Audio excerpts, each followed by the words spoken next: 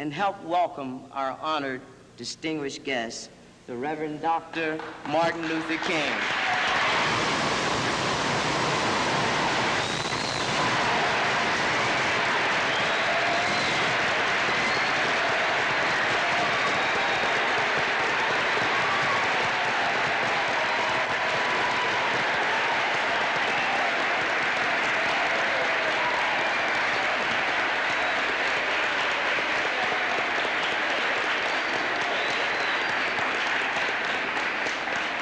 Thank you very kindly.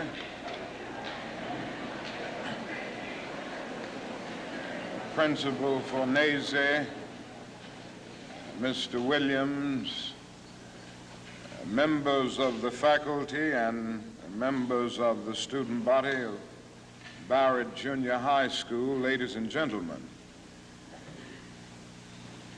I need not pause to say how very delighted I am to be here today and to have the opportunity of taking a brief break in a pretty busy schedule in the city of Philadelphia to share with you the students of Barrett Junior High School. And I want to express my personal appreciation to the principal and the administration for inviting me and for giving me the opportunity to see this very fine and enthusiastic group of students here at Barrett. I guess I ought to start out with a commercial, and that is tonight we're going to have a great night in the city of Philadelphia at the Spectrum. Now, I know you've heard of that new impressive structure called the Spectrum. And I know you've heard of Harry Belafonte and Aretha Franklin and Nipsey Russell and Sidney Poitier and all of these other great and outstanding artists. Well, they're going to be here tonight at the Spectrum. And I hope that each of you will go home and tell your parents to be there tonight for this great Freedom Festival. And I hope you will come also, for it will be a great experience. And by coming, you will be supporting the work of the civil rights movement. Now that I've gotten the commercial out of the way, I'll move on and say some things that I want to say very briefly. And I'm being very honest, I'm going to be brief because I have other engagements. I don't have a tradition of being brief all the time. You know, I'm a Baptist preacher, and we can talk a long time. But I'm going to really be brief today. I want to ask you a question, and that is, what is in your life's blueprint? This is the most important and crucial period of your lives, for what you do now and what you decide now at this age may well determine which way your life shall go. And whenever a building is constructed, you usually have an architect who draws a blueprint. And that blueprint serves as the pattern, as the guide, as the model for those who are to build the building.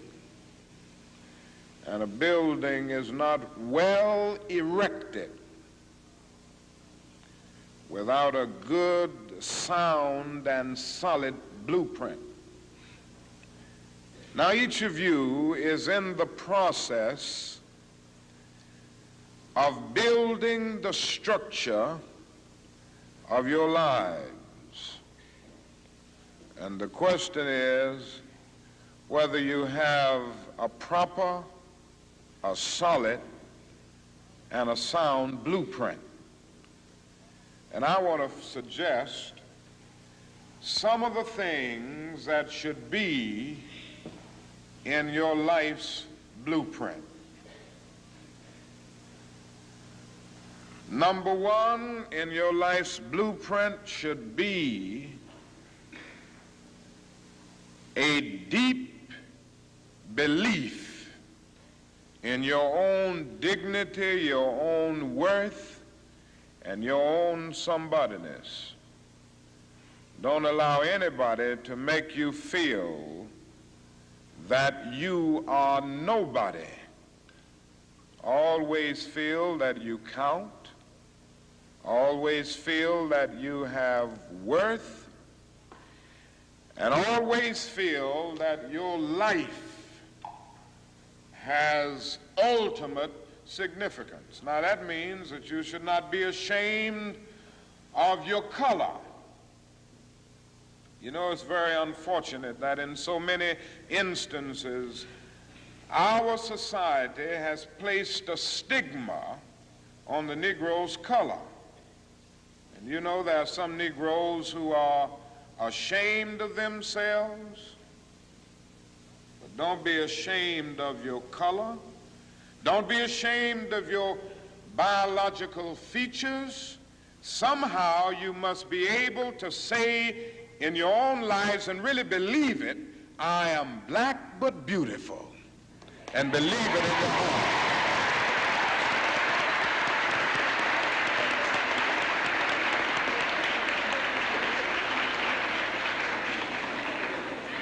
And therefore you need not be lured into purchasing cosmetics advertised to make you lighter.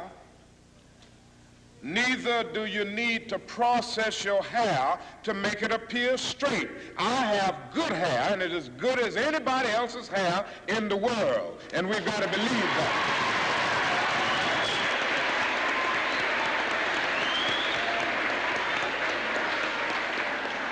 Now, in your life's blueprint, be sure that you have that a principle of somebodyness. Secondly, in your life's blueprint, you must have as a basic principle the determination to achieve excellence in your various fields of endeavor. You're going to be deciding as the days and the years unfold what you will do in life, what your life's work will be. And once you discover what it will be, set out to do it and to do it well. And I say to you, my young friends, that doors are opening to each of you. Doors of opportunity are opening to each of you that were not open to your mothers and to your fathers. And the great challenge facing you is to be ready to enter these doors as they open.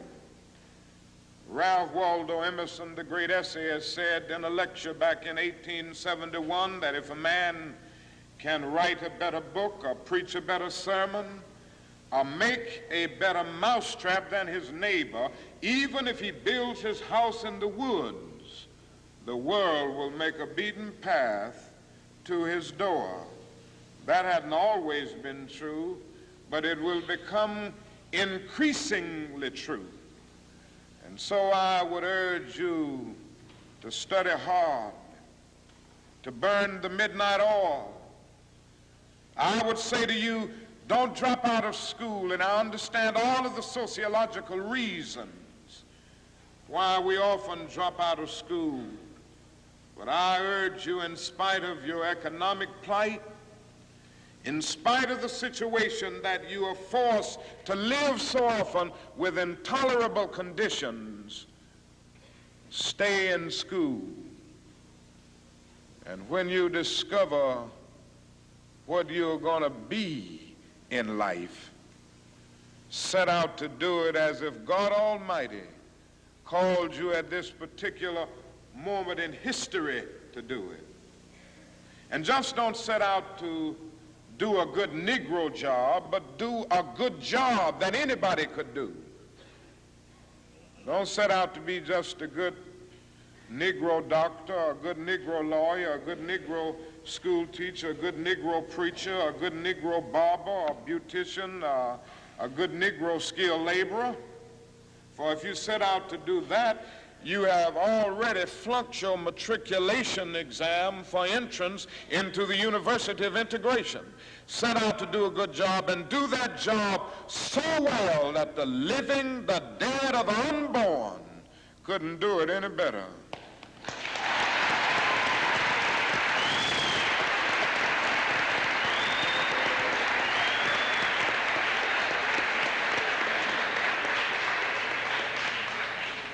If it falls your lot to be a street sweeper, sweep streets like Michelangelo painted pictures. Sweep streets like Beethoven composed music. Sweep streets like Leontine Price sings before the Metropolitan Opera. And sweep streets like Shakespeare wrote poetry. Sweep streets so well that all the host of heaven and earth will have to pause and say, here lived a great street sweeper who swept his job well.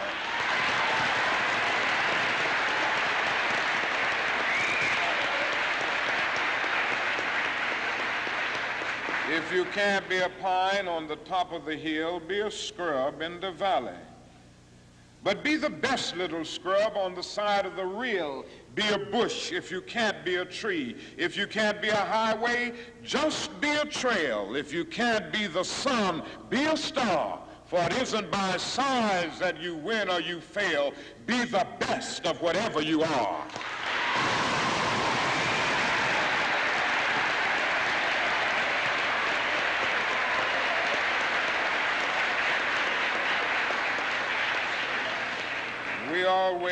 We already have some noble examples of black men and black women who demonstrated to us that human nature cannot be cataloged. They in their own lives have walked through long and desolate nights of oppression, and yet they've risen up and plunged against cloud-filled nights of affliction, new and blazing stars of inspiration. And so from an old slave cabin of Virginia's hills, Booker T. Washington rose up to be one of America's great leaders. He lit a torch in Alabama, and darkness fled in that setting. Yes, you should know this because it's in your own city. From a poverty-stricken area of Philadelphia, Pennsylvania, Marian Anderson rose up to be the world's greatest contralto, so that a Toscanini could say that a voice like this comes only once in a century. And Sibelius of Finland could say, my roof is too low for such a voice, from the red hills of Gordon County, Georgia. And the arms of a mother who could neither read nor write, Roland Hayes rose up to be one of the world's great singers and carried his melodious voice into the palaces and mansions of kings and queens. From crippling circumstances, there came a George Washington Carver to carve for himself an imperishable niche in the annals of science.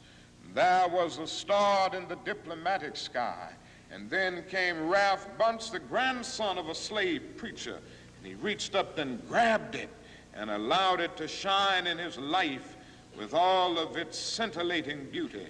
There was a star in the athletic sky. And then came Jackie Robinson in his day and Willie Mays in his day with their powerful bats and their calm spirits. Then came Jesse Owens with his fleet and dashing feet.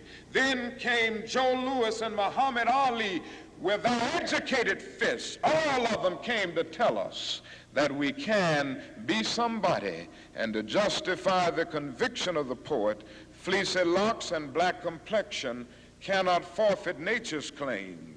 Skin may differ, but affection dwells in black and white the same. And if I were so tall as to reach the pole, or to grasp the ocean at a span, I must be measured by my soul. The mind is the standard of the man. And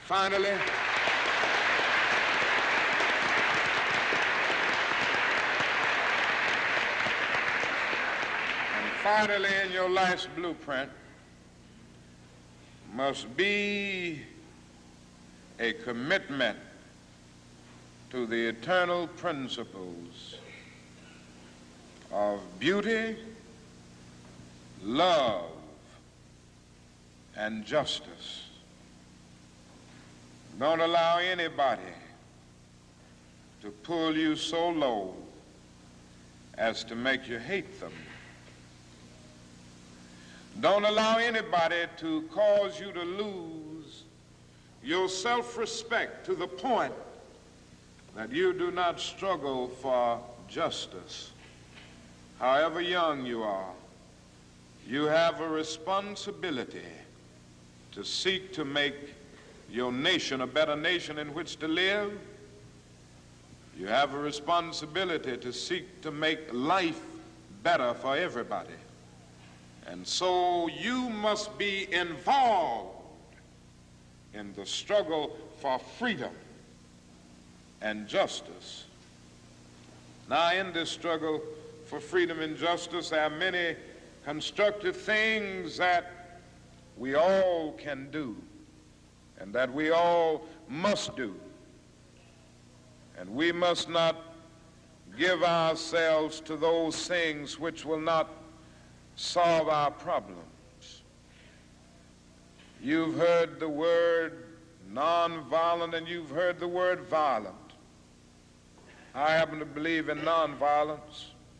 We've struggled with this method with young people and adults alike all over the South, and we have won some significant victories, and we've got to struggle with it all over the North because the problems are as serious in the North as they are in the South.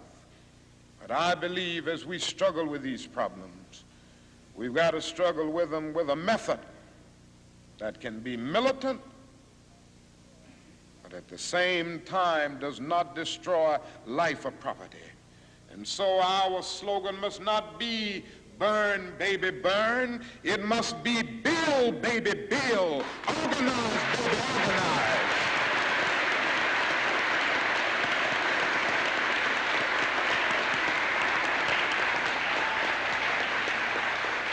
Yes, our slogan must be learn, baby, learn, so that we can earn, baby, earn.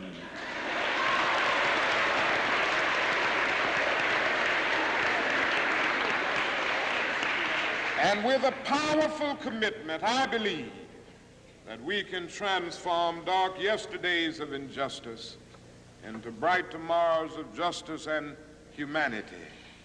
Let us keep going toward the goal of selfhood, toward the realization of the dream of brotherhood, and toward the realization of the dream of understanding goodwill.